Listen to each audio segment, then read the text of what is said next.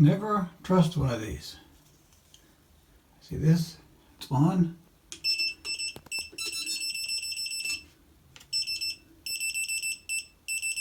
Well, does it have power or does it not have power? Well, I've already turned the breaker off. So read here, read 0.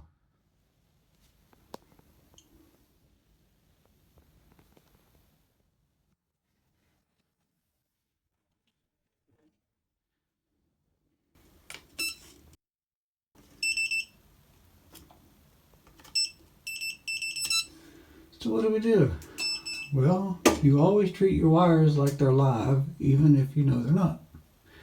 And then you'll save yourself a lot of shock. And now I know it's live. I'll wait and turn the breaker back on. So you got a 2-prong receptacle and you want to put a 3-prong in. There's 2 ways of doing it. There's the easy way and there's the hard way.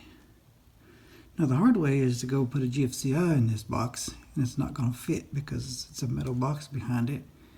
And the GFCI with the wires, they just don't fit in there. But then there's the easy way. So the easy way is you come over here and you put a GFCI breaker in instead.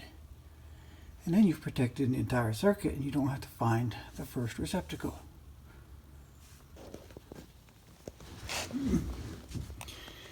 Now we got a new receptacle, and this one I'm going to have to put a box extender in. And I'm going to have to cut that hole bigger because that is not going to fit in there. You cannot have burnable material between your box and your outer surface. There cannot be any burnable material. Now if that was sheetrock, we could get by with a little bit, but that is almost an inch, and even in sheetrock I cannot have that much. Let's see if I can get a light over there.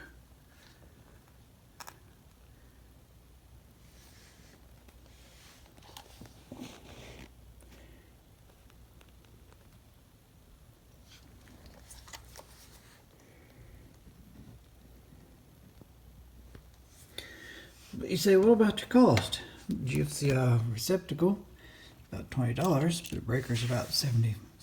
So in that, the breaker would cost more. However, if you've got an electrician coming out there and they are sitting and searching an hour to find out which receptacle is the first in line, so you can put the GFCI in that spot instead of all the spots, you're going to end up spending more. So in that case, the breaker would be cheaper. We had a call of a couple not having power in their bedroom. So we pulled the cover off of this, and you can see that might be a problem right there. That wire is not even tightened down. So let's pull it out. So got it out right there. That screw is loose. So we'll tighten it up and put it back in. These old covers can be used in damp locations, but they are not rated for outdoor use. You have to have a extra duty cover for outdoor use.